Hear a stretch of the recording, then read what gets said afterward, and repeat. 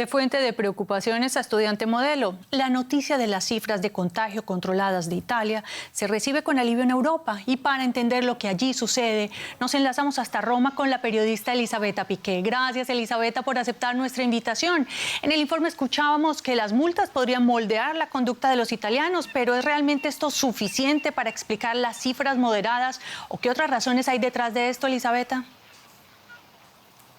Sí, te diría que no creo que sea el tema de las multas una explicación a lo que estamos viviendo ahora en Italia, donde es verdad, hay cierto orgullo de que los italianos, de ser los parias, los apestados, han pasado a ser los virtuosos de Europa. Te diría que los expertos explican esta situación de Italia, que está mejor que varios de sus vecinos, principalmente con el motivo de que Italia fue uno de los primeros países, el primer país de Occidente golpeado por el nuevo coronavirus y con esto ha tenido más tiempo para organizar el post-lockdown, ha tenido más tiempo para hacer una flexibilización más gradual de las restricciones, por un lado. Otro motivo es lo que decía antes el informe, la alta adhesión de los ciudadanos a lo que son las reglas. Es verdad, los italianos normalmente en el imaginario colectivo, el pueblo caótico que no respeta las reglas, pero los italianos sí han respetado las reglas y, por último, te diría,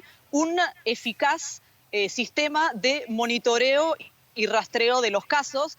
Hace muy poco el Aeropuerto Internacional de Fiumicino fue galardonado primero en el ranking por Skytrax Internacional, el primer aeropuerto COVID por limpieza y por cómo hace los testeos de quienes llegan de muchos países, testeos rápidos en el aeropuerto. Gracias, Elisabetta. Y recientemente el director de la OMS agradecía al presidente Mattarella y al primer ministro Conte su manejo de la crisis. ¿Cuál es el grado de confianza de los italianos frente a su gobierno?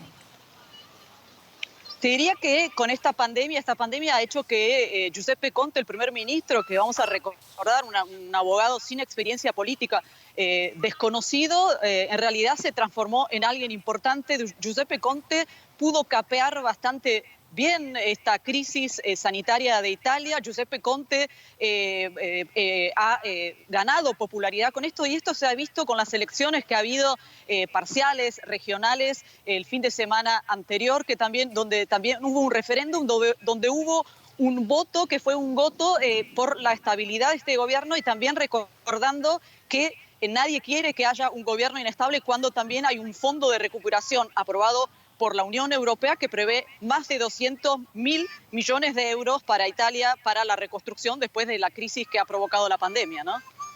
Elisabetta, pero como en otros lugares del mundo también hay contingentes antimascarillas. El opositor Salvini declaró precisamente en julio que abandonar los abrazos era el fin de la especie humana. ¿Qué tan extendido es, por ejemplo, este movimiento de los negacionistas del coronavirus en Italia?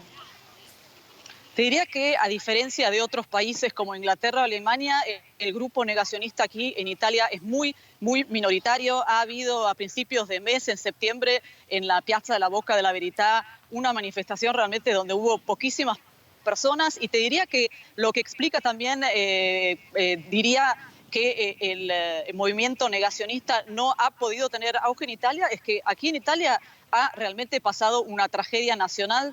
Italia está por alcanzar los 36.000 muertos, lo cual es un número altísimo, realmente una tragedia nacional y también a nivel psicológico, algo que ha hecho entender justamente a los italianos que había que respetar las reglas y por eso los negacionistas te diría que son muy pocos. Y muy brevemente, Elisabetta, ¿está hoy el país preparado para atender un rebrote? Te diría que es la gran pregunta. Aquí lo que dicen es que ahora se conoce mejor al enemigo y es verdad porque la experiencia, Italia ha acumulado experiencia en todos estos meses, pero la verdad es que también los casos son clínicamente menos graves. Pero bueno, es una gran pregunta si Italia podrá en realidad seguir luchando si hay realmente una segunda ola.